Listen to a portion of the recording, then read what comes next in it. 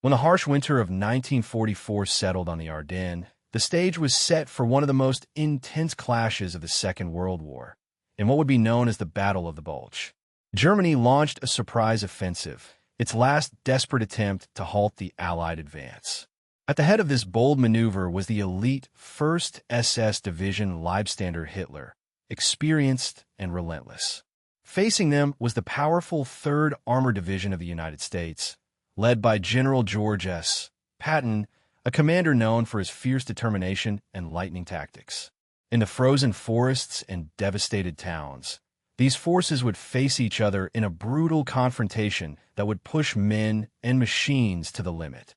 Music, the story of Hitler's personal guard, the 1st SS Panzer Division, Hitler's division, and Data Law in the fight for Bastogne does not begin until the 4th Armored Division of the United States, which was part of General G's 3rd Army. Patton lifted the siege of Bastogne on December 26, 1944. This is the moment that the battle for Bastogne began. It was no longer possible to ignore the threat that the American salient at Bastogne posed to the flank and rear of the German Army Group B.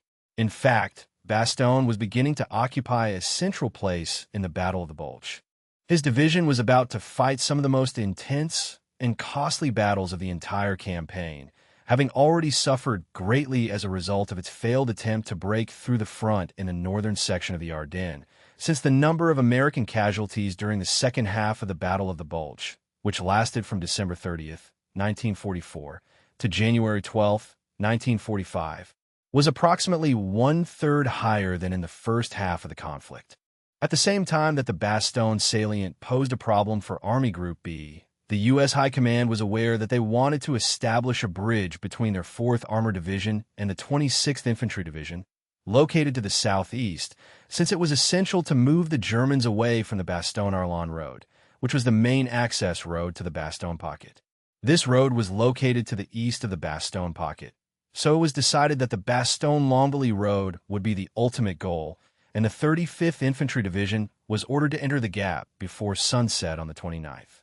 This was directly in the line of fire of the eastern tip of the German counterattack, which was to include Hitler's personal guards and cut off Patton's 3 main access routes to Bastogne on December 28, 1944.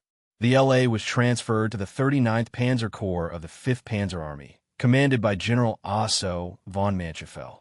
The 1st SS Panzer Division, with its Panzer Regiment, the Panzerjäger Battalion, the 1st Panzer Grenadier Regiment, the Artillery Regiment, the Pioneer Company, and the Armored Reconnaissance Platoon, left the VAM area at 1625 hours and entered the extensive area of Villers, according to a report issued by the headquarters of Army Group B that night. At noon on the 29th, the division had joined the Litz Army Group, a new unified command that encompassed both the 39th and 47th Corps. However, due to fuel shortages, some LA units were unable to begin their march until that time. To carry out the task of destroying the Bastogne salient, General Heinrich F. was assigned responsibility. Von Litz. The LA advanced further south during the night of the 29th towards the Terre-la-Trebois region to begin its attack. This was done in order to protect the area within this mountainous and densely wooded region of the Duchy of Luxembourg, where there was a fairly limited road network. Everything was covered by a blanket of snow, the roads were covered in ice, and the temperature was well below zero. The 167th EKS VJD Grenadier Division and a KG group of the 901st Panzer Regiment, which had some Mark IV tanks, were to assist the LA in its assault on the northern flank. In addition, the latter was already present in the sector despite Ks 9001, which had some Mark IV tanks, were to assist the LA in its assault on the northern flank. In addition, the latter was already in the sector despite the fact that it was weak and exhausted. The 167th VGD had great difficulty accessing the Bastogne sector after training on the east bank of the Rhine. This occurred after the VGD arrived from Hungary on December 24th.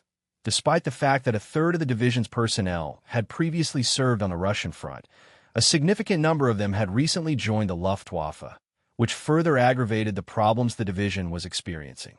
There was also no heavy weaponry present, and a regiment of the 5th Paratrooper Division FSD which was already on the line and delaying the advance of the 35th U.S. Division, had also been instructed to support the attack on the southern flank of the LA. Despite being equally exhausted and severely depleted, the FSD regiment was responsible for reinforcing the SS offensive in preparation for the new mission.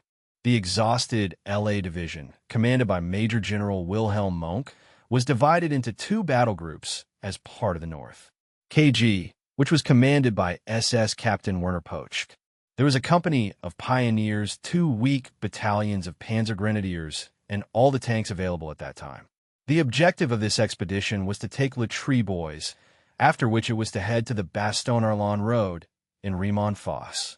It was planned that the Southern KG, under the command of SS Lieutenant Max Hansen, would cross Villers-Leben-O and then use Los and to reach the Bastogne-Arlon Highway. A company of pioneers, an SS reconnaissance platoon, and the 1st SS Panzerjäger Battalion were part of this contingent. In addition, all the Panzer Grenadiers who had survived after their raid on the Bastogne-Arlon Road were included. Both KG were to continue their journey in a westerly direction to establish a connection with the 3rd Panzer Grenadier Division and the Light Brigade Führerbegleiter Brigade FBB in the territory between Assenois and Hubermont.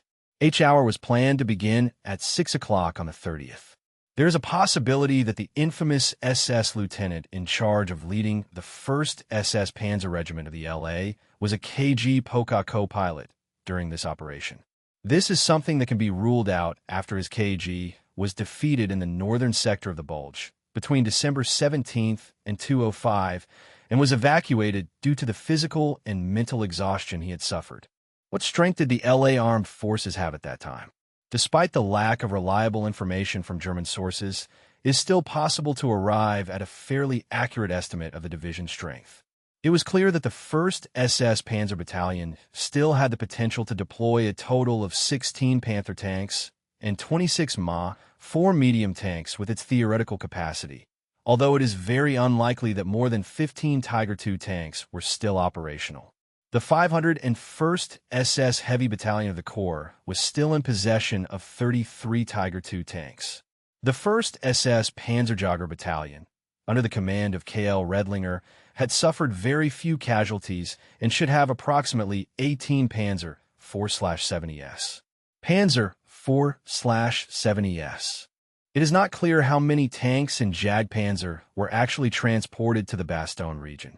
It seems very unlikely that more than 50 of the 93 were used in combat. Hansen was left with the remnants of his 1st and 3rd battalions, while the 1st SS Panzer Grenadier battalions of Rudolf Sandig and Hansen's 2nd battalions were transferred to KG Poka. As for the infantry, Hansen was left with the remaining personnel, taking everything into account. It is very likely that each lined AR KG had at its disposal around a Panzer Grenadier battalion. On December 30th, the relevant front line shifted south from Nifa through the forests east of Mai, then along the Loutre-Le Mange Road, into the forests of Ville-Léon-O and Laren, and finally east below Haring.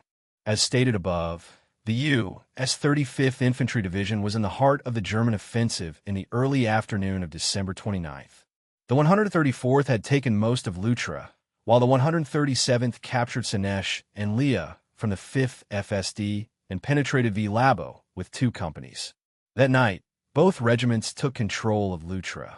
According to the division's history, it was unable to completely dislodge a company of German pioneers and ended up sharing the town with them for the rest of the night. The 320th, the 3rd Regiment of the 35th Division, was involved in a fierce battle with troops of the 5th Music FSD. This conflict took place in the forest and around a farm 1,000 m southeast of Haarland. This position was reached after the division had fought for 3 days and suffered 148 casualties during the conflict. The ammunition shortage made the artillery fire plan before the LA attack ineffective. This was because of the ammunition lack. On the other hand, the frontal tanks of KG Poka advanced in parallel lines from Lutrin at 6:25 hours. Today's video is sponsored by World of Warships Legends. If you are a fan of intense naval battles and like authentic history, World of Warships is a massive multiplayer console game that immerses you in large-scale naval warfare. Whether commanding destroyers, battleships, cruisers, or aircraft carriers, each ship offers a unique experience in honor of the end of World War I. World of Warships Legends features a selection of iconic World War I warships available at special prices. These ships are designed with meticulous detail that pays homage to their real legacy. Among the most outstanding ships are the Oklahoma, the Texas 1944, and the British Warspite 1941. In addition, those who complete the special mission with German or British ships will have the exclusive opportunity to get the Vaten Germany Pride from the Battle of Jutland. If you're new to World of Warships, there is a welcome package for you to immerse yourself in the action. Get the Level 3 Arkansas Premium American Battleship, the Level 3 KW German Cruiser, and 7 days with camouflages, so you have a good start. Unlike many fast-paced shooters, World of Warships rewards strategic thinking and precise decision-making. The slower pace of the game means that every move counts, and every game gives you time to think, plan, and attack with precision. The game is simpler than you think, with PvP battles ranging from 9 versus 9 to unique 3 versus 3 versus 3 matchups. Each game is dynamic and offers new challenges with more than 400 ships from 11 nations. There's always a new ship to dominate every 5 weeks. New missions and ships are added to the game to keep the experience fresh and exciting. If you're ready to command legendary warships and experience naval warfare like never before, check out the link below to download World of Warships Legends on PS and Xbox and start building your fleet. The men under Mona's command were lucky, as the morning of the 30th was cloudy and visibility was low. On the other hand, this prevented the Luftwaffe from providing the reinforcement that had been promised, and also prevented Allied fighter bombers from approaching during the first hours of the attack. As Poet's tanks approached Luttra, the only resistance they faced was artillery fire. Luttra was commanded by a battalion of the 35th Division 3134, while another battalion of the same division, the 234, was stationed on the tree line of the ridge overlooking the valley to the south. Because the artillery fire slowed the advance, the Panzer Grenadiers were able to easily break through the American defenses south of Luttra. The town was surrounded by several tanks, 7 of which could be seen turning north. 2 were reportedly destroyed by artillery fire, while 4 were shot down by American tank destroyers. 1 was found stopped by a mine at 6:35 hours. The headquarters of the 4th Armored Division, known as Combat Command ACA, received information about the German attack. The location of this combat command was just east of the Bastogne-Arlande Road and behind the northern unit of the 35th Division.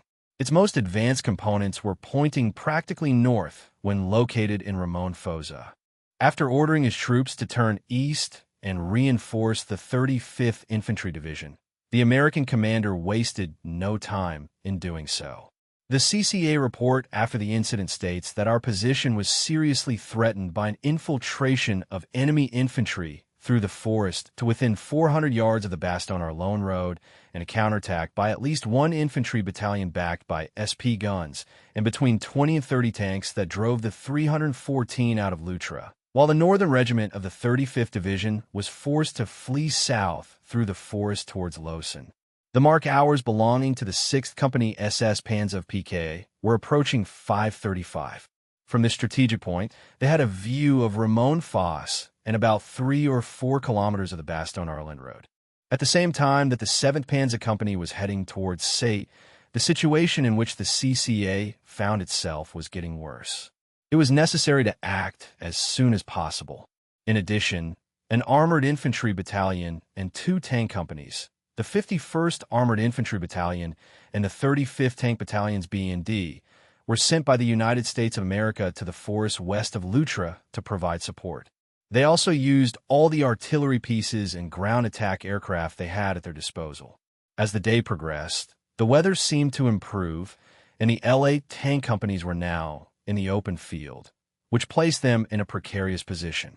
According to information provided by the CCA, 6 tanks from Company B engaged 13 enemy tanks moving northwest from Luttra at approximately 11 o'clock hours, destroying 11 of them without suffering any music casualties.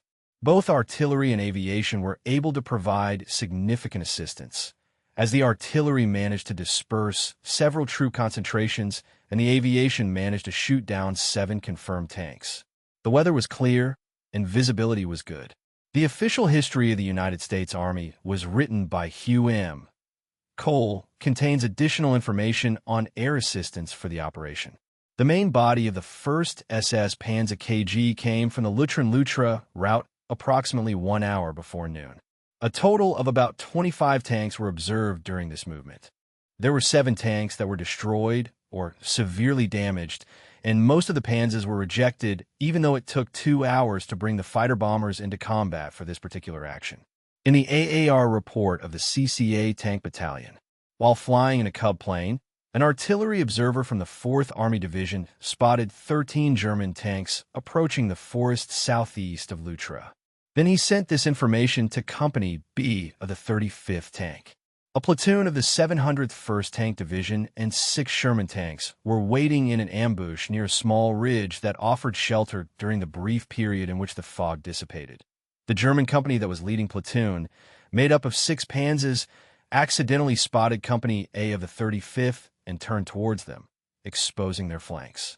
When the first shot was fired, the German commander's tank had already been destroyed, and the remaining tanks continued to move until they were all destroyed.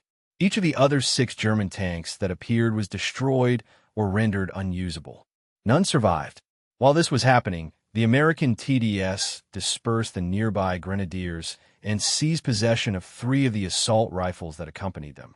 Even though these reports claim that a large number of additional tanks were destroyed, they align well with the limited German accounts of the events that took place on the 30th. An individual who was part of the 7th SS Panzer Company, named Manfred Thorn, recalled, "We arrived at the hills of Lucha at approximately 9:30. The United States infantry was scattered along the left side of the wooded area along the road. Only about 100 meters of forest bordered the road before the first homes in Lutra were spotted. At the bottom of the forest, on the right, there was a Panther that had hidden behind a ridge on the horizon to the west. The rest of the Panzers belonging to the 6th Company disappeared during the journey. They were heading towards Ramon Foss. Then the company advanced in a wedge shape towards the hills, starting 4 kilometers south of Bastogne, which is north of Ramon Foss. Our right was occupied by the forest, and our left by an open space. LRA was behind us at 15:15. We realized that other Panzers behind us had already been hit and were on fire within 10 minutes. 6 of the tanks in our company were destroyed. We will never know for sure if the Panther in question belonged to Verna PK. However, it is true that his Panther became inoperable later that day. He and his agitator Ralph Reiser were taken back to their command post in a Mark V from the 7th Company. The Mark V returned to the forest after the last light appeared and finally arrived in Brass. Another member of the 7th Company, Ralph Art, provided an explanation of his role after leaving the city center. Leaving Lutra to our left, we continued to advance in a northwest direction, thus avoiding it completely. Unpredictably, we realized that there was activity in the vicinity of the 6th Company when the Panzers leaned to the left and one of them fired its main armament at the enemy. The artillery bombardment intensified and the explosions took on a new tone, a drier and more intense crack. It was the prominent wooded ridge that extends almost 3 kilometers along the west side of the Baston Island Road, which was the origin of the fire coming from the west direction. It is very likely that the armies placed anti-tank guns further to the left of the 6th Company. Enemies. 2 projectiles exploded in front of our tank, right ahead of us, and destroyed a tank. It was almost a consolation when they hit us. When I finally managed to get through the fog, I saw that my hatch was gone. I was so focused on my own thoughts that I didn't realize that the impact had quickly torn our cannon from the turret. After a while, another member of the same unit recounted how he and his tank commander had gone out that night in search of damaged tanks and found 6 in a row.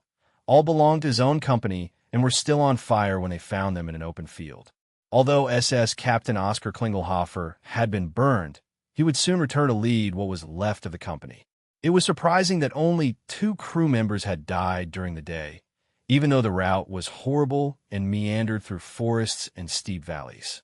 The KG Hansen offensive achieved significant advances in the southern part of the LA.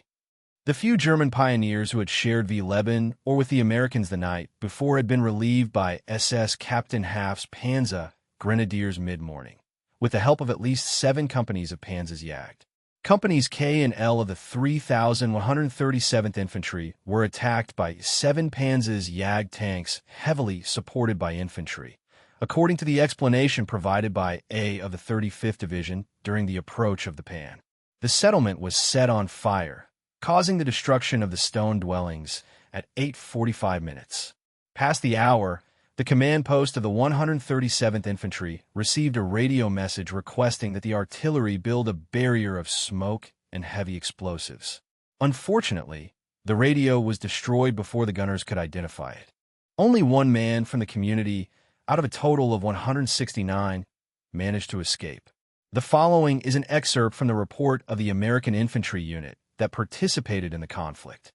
The 3rd Battalion occupied 4 buildings in V-Laben or at 6:45 and at 9 o'clock. The resistance of the city and enemy activity had increased considerably. Both the SS forces and the enemy assault guns, also known as Jagdpanzers, entered the city in the morning to provide support to the enemy garrison, which was made up of pioneers. In addition, armored guns went through the city and fired on the residences of the members of the 3rd Battalion. 2 remaining cannons were destroyed by bazooka fire, so the others were withdrawn out of bazooka range and began firing directly at the residences. The rest of the battalion separated from Companies K and L to form an independent unit. The German advance continued until 14:45 hours, and by 1600 hours, they had successfully captured the Chateau Losange position. However, the main sections of Hansen's KG were subjected to intense artillery fire and direct tank and anti-tank fire from the 137th Infantry Regiment and parts of the CCA when they reached the main road from Bastogne, located immediately west of Chateau. This would be the most significant moment of Hansen's advance when the assault stopped. Hansen gave the order for his soldiers to hold their position. The 35th Division had been pushed back to a line extending from Rayon-Fosse to Saint-Lô and Liverchamp at the end of December 30th. Meanwhile, the Liban controlled 535 Loutre, the Château Losange region, and V-Léono.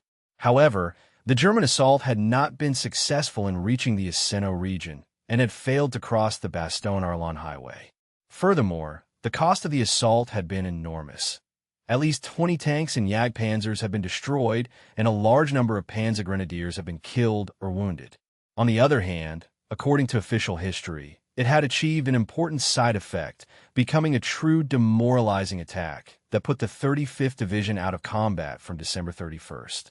A gap 3 kilometers wide and 3 kilometers deep had been opened in the flank of the Bastogne corridor as a result of the offensive itself.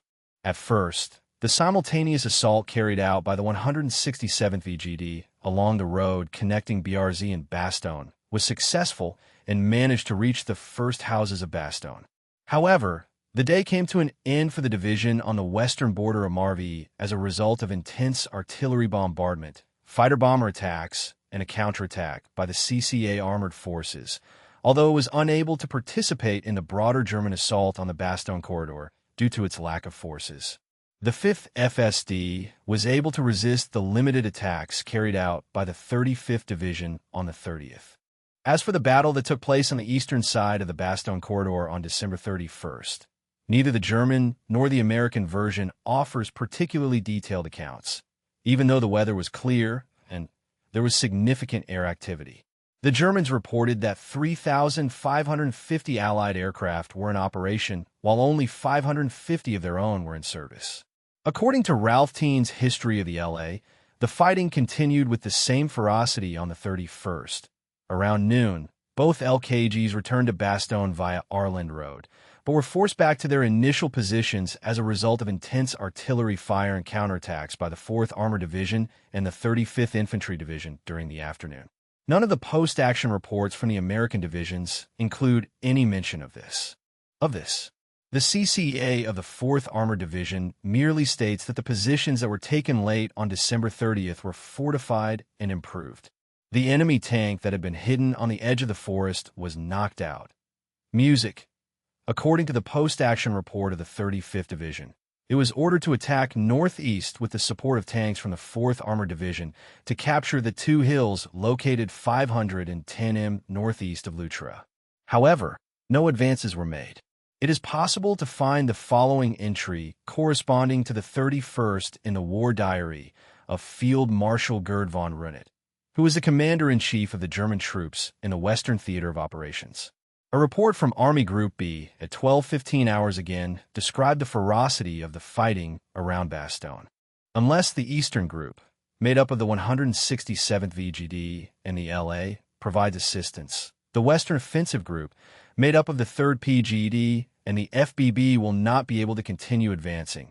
Even though the Eastern Group has recently resumed its assault, they can only advance in a limited way. The deployment of weapons will be temporarily stopped for a short time. However, it seems that the forces used so far are not sufficient to reach the targets set between January 1st and 2nd, 1945.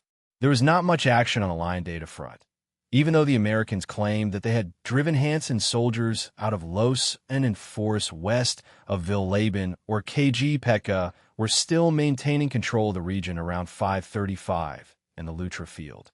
Marshal Walter Model, who was in command of Army Group B at the time, was of the opinion that a direct assault on the city was more likely to succeed than cutting off the Bastogne corridor, which had a very low chance of success. The decision was made to deploy the 12th SS Hitlerjugend Division, the sister division of the LA, in the Bastogne sector, after the results showed that they were not satisfactory. As a result of the subsequent battle, the division would suffer catastrophic losses in terms of troops, including the loss of 7 Mark V tanks, 6 Panthers, 17 Jagdpanzer, 4 S, 7 Jagdpanzer V, and 18 armored troop transport vehicles. On January 4th, KG Poet launched a local counterattack with armor in an attempt to recover Luttra. This was done after elements of the 35th Infantry Division managed to infiltrate the village on January 3rd. Even though the offensive was initially effective, it eventually failed and, as the sun set, the Americans had returned the German tanks to La Manche.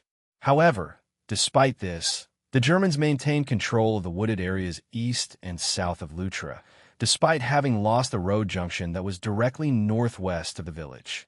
Hansen's men continued to maintain solid control over Villeben. The 35th Division's post-action report recounts the German counterattacks of both the infantry and tanks.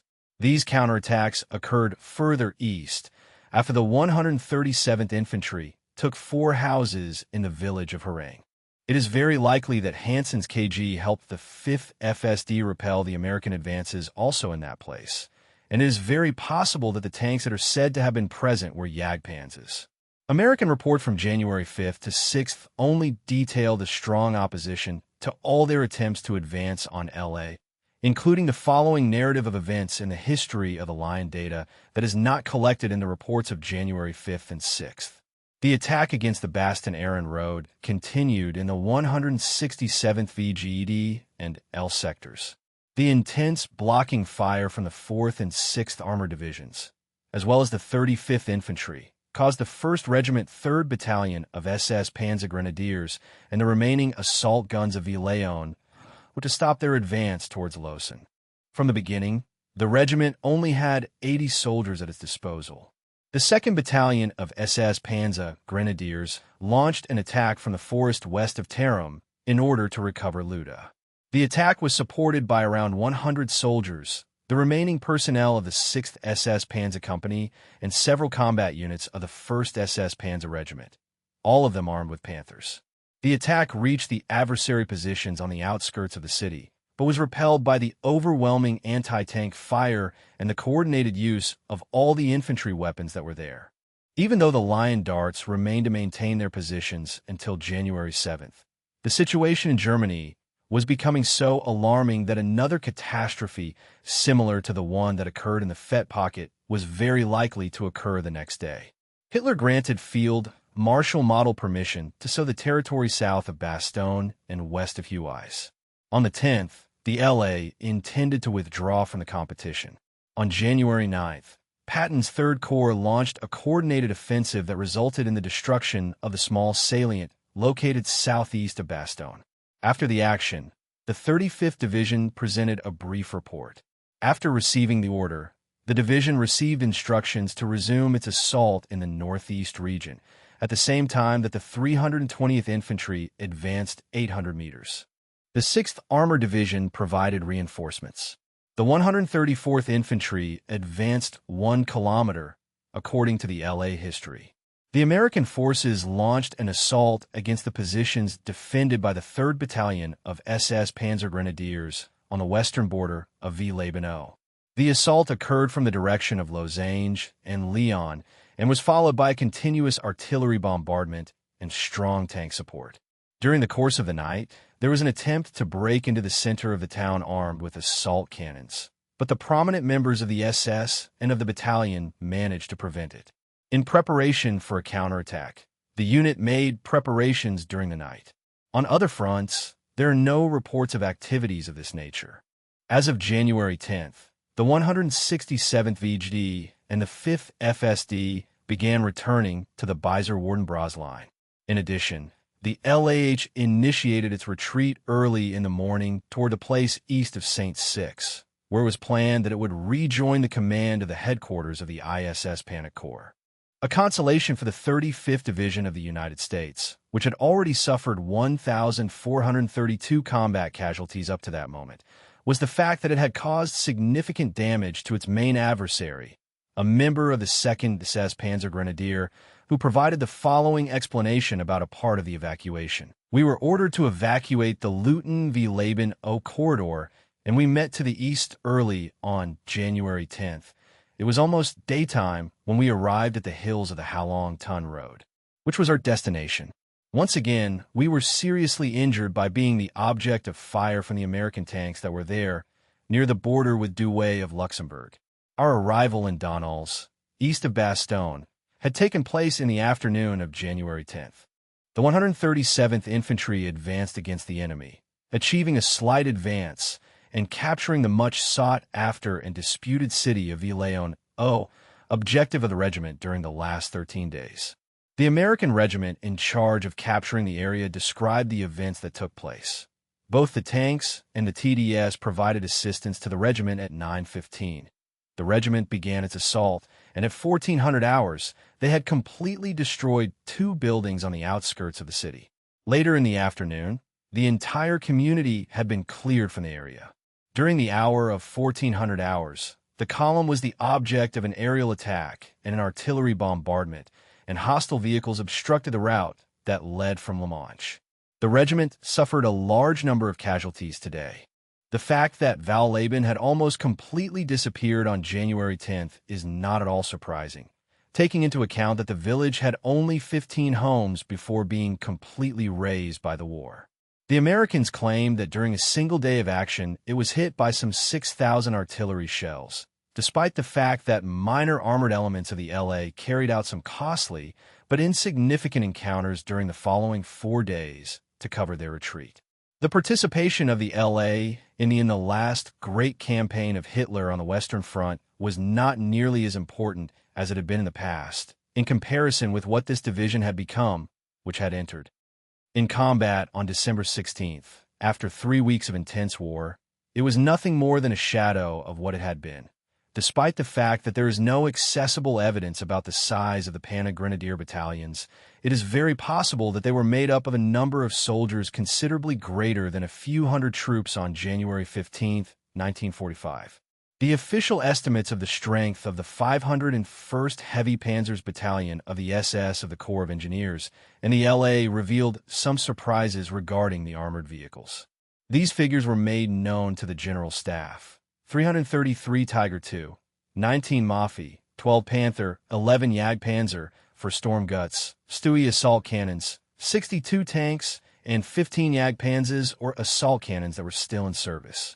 In addition, there are 4 Store Guts, Stu G assault cannons, in addition to 13 Tigers, 3 Mikai, a Panther, and 2 Stews that were in maintenance and repairs at the same time in order to carry out a credible evaluation of the losses suffered during the fighting in the Bastogne area. The following data can be used. 7 Marvs for Panthers, 7 Jagdpanzers, and 2 Tigers were among the losses after the combat.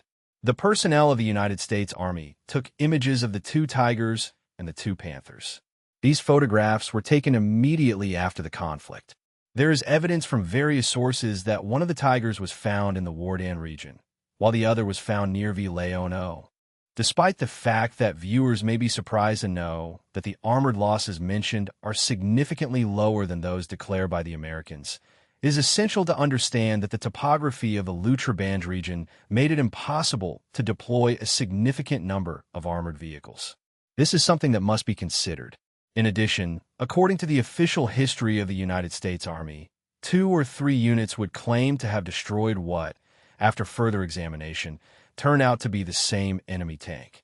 Detachment and a cumulative list of these claims, approximately 50 German tanks destroyed, which probably means more Panzers out of combat than those that the 1st SS Panzer took to the battlefield. It is also a bit unusual that neither of the parties mentioned the fact that the Tigers were involved in the Lutra-Lutrin affair. This is something that should have been mentioned.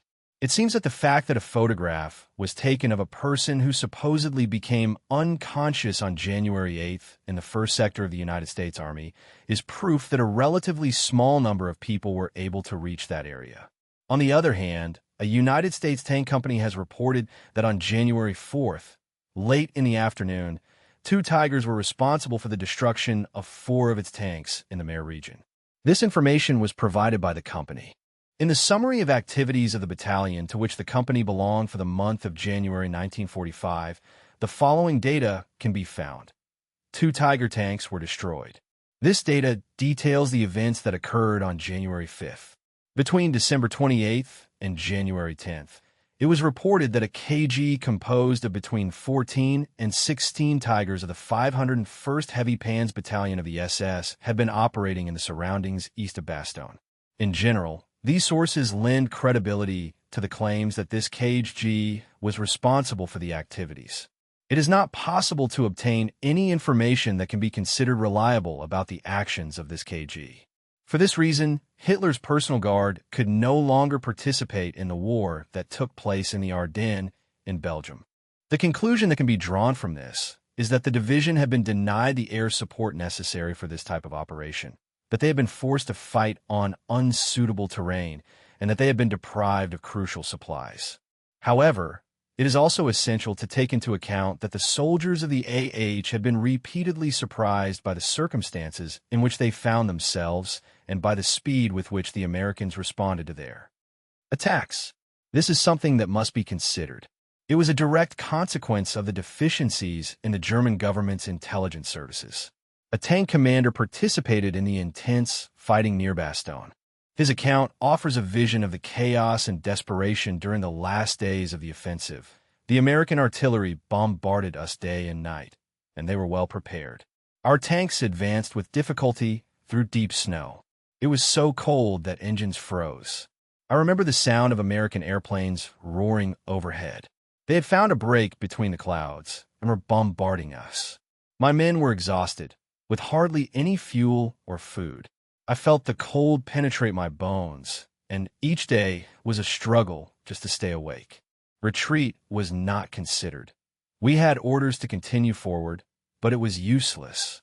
A soldier of the 26th Vol Grenadier Division shared his experience years later in a post-war interview. We were young. Many of us barely had training. They threw us into this frozen forest, and each night we wondered if we would see morning. The cold was implacable, but the Americans worse. They defended each town and road with everything they had. The battle continued day after day, and losses increased. I remember seeing our wounded lying in the snow and not being able to do anything for them. The supplies stopped arriving, nor could we bury our dead. The Americans fought with a ferocity that impacted us greatly. They did not surrender, no matter how much we tried to advance. Wilhelm, an infantry soldier of the 26th Division of Grenadiers, remembered his experience fighting near Bastogne in a letter that he wrote after the war. They called it a bold plan, but it was suicide. Bastogne was surrounded, but each time we approached, the Americans seemed stronger. We were exhausted, with hardly any food, freezing in our thin uniforms. I saw my companions fall around me, some from bullets, others from the intense cold. I remember one day seeing the American airplanes launching supplies over the city. It seemed like a bad joke. They had everything they needed while we scraped the bottom of our ammunition boxes. Our commanders told us that we would break the siege and expel the Americans, but all attempts failed. The worst thing was the silence in the forest after each failed attack, a stillness in which one could almost hear the snow falling. Finally, our unit received orders to retreat. We left Bastogne behind, a bitter defeat that marked the end of any hope for a German victory. That day, as I looked back, I knew the war was lost. Hans Schmidt served in the 5th Paratrooper Division, one of the divisions in charge of taking Bastogne. Years later, he remembered the hardships of the offensive. They told us Bastogne was key. If we could capture it, we would isolate the Americans and we would change the course of the battle, but all the attempts to approach ran into the American machine guns and artillery. We advanced with snow up to our knees. Each step became more difficult as the freezing settled in. On Christmas Eve, we received the order to prepare for another assault. It was supposed to be our last push. I barely felt my hands as I loaded my rifle. They were swollen and cracked from the cold. Our officers tried to keep morale high, but we were hungry, exhausted, and half frozen. I remember looking at the men beside me, with gaunt and pale faces, some with fingers blackened by the freezing.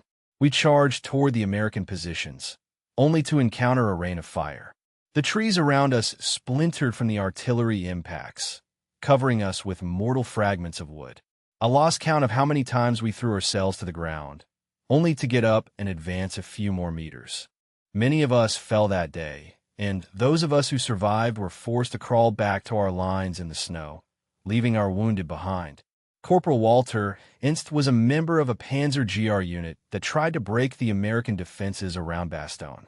In a letter that he wrote after the war, he related the impact that the battles had on him and on his companions. We faced the 101st Airborne Division that defended Bastogne as if their life depended on it. Each attack we launched was repelled with brutal force. Their artillery was implacable, and it was clear they were well prepared and supplied. I remember an attack in which our column of tanks tried to break through, but as we approached their lines, a single American anti-tank gun opened fire on us. One after another, our tanks were hit, and the infantry was forced to advance under fire. The snow was stained red with blood, and we could not rescue the wounded. I will never forget the screams of those left behind in the frozen forest, begging for help that never came.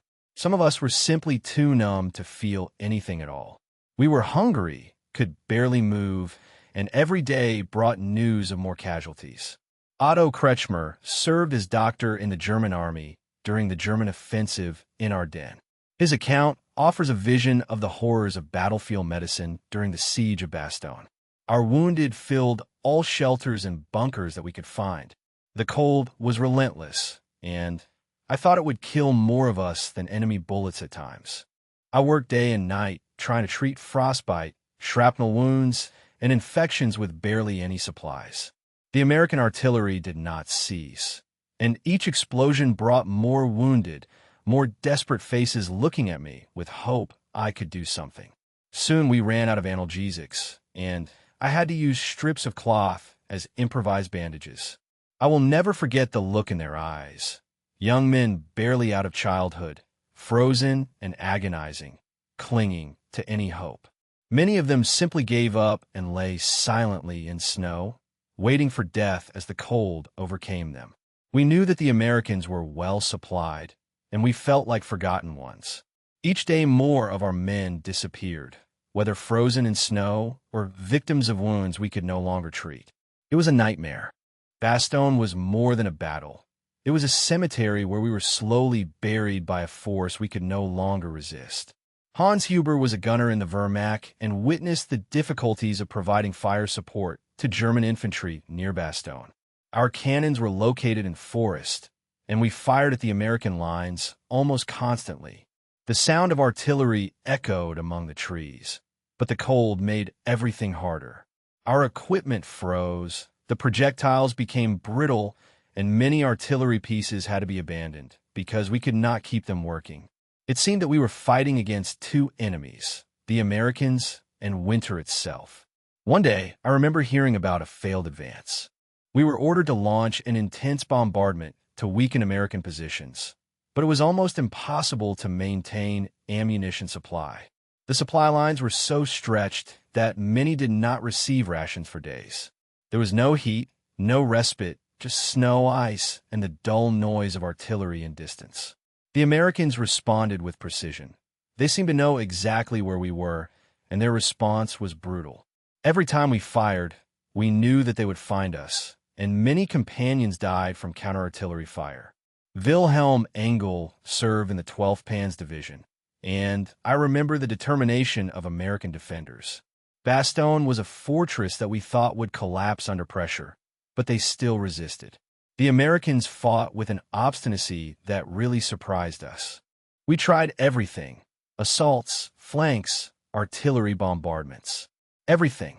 Every time we advanced, they just pushed us back. Their determination was something I'd never seen before. Our commanders despaired as the days passed and ordered attack after attack, each of which ended with more of our men dead in the snow. One night, we advanced in the darkness, hoping that the cold and the trees would hide our approach. But as soon as we came within range, flares lit up the sky and they opened fire. The snow turned red all around us. Some of my companions were so exhausted that they collapsed and could not get up. They could not get up. We left them behind in the snow, knowing they would freeze to death if the Americans did not arrive first. The worst thing was the silence that followed each failed attack. The forest fell silent, and you could hear the screams of wounded asking for help. Erich Schmidt was a field doctor assigned to the 26th VOG Grenadier Division and witnessed the cost of fighting at Bastogne.